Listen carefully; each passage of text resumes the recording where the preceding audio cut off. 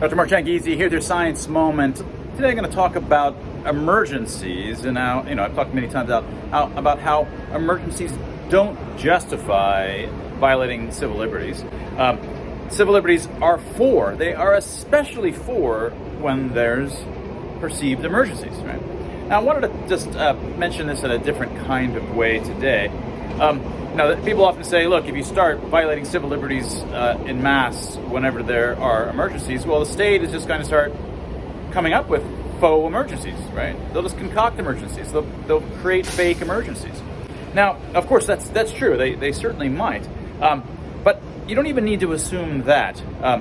The first thing just to notice is that there was no real emergency for COVID. COVID was mild for almost everybody except for those who had multiple comorbidities and were 70 and beyond, right?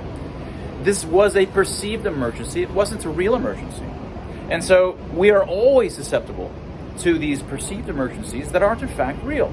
And then we avalanche over to one, and then that gets snuffed out somehow, and then we avalanche to the next, and we're stampeding constantly from one perceived emergency to another.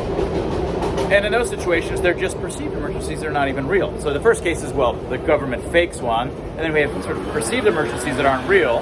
But the third point that I wanted to make was that even if you can stop the fake emergencies that the state might be motivated to come up with, and even if you were to sort of quell these perceived emergencies due to sort of mass hysteria where you're stampeding one way or another, well, there's always real emergencies. At any given time, there are loads and loads of emergencies.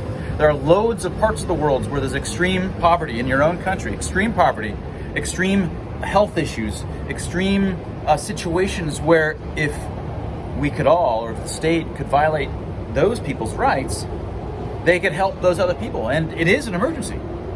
Metaphorically, at all times, there's 5 people who could use and live if they had 5 of my healthy organs. And that's true for all of us, metaphorically. This is always the case.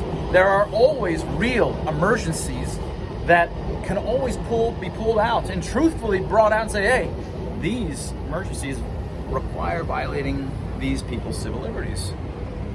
If it's always a balance of liberty versus safety and versus these other things, and these kind of emergencies justify these violations, well, you don't need the government to fake them.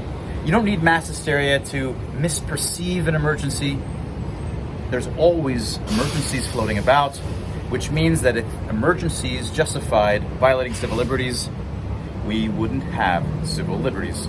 And that was your Science Moment. If you haven't gotten a copy of Dr. Tim Barber and my book, Expressly Human, get it from bookstores near you.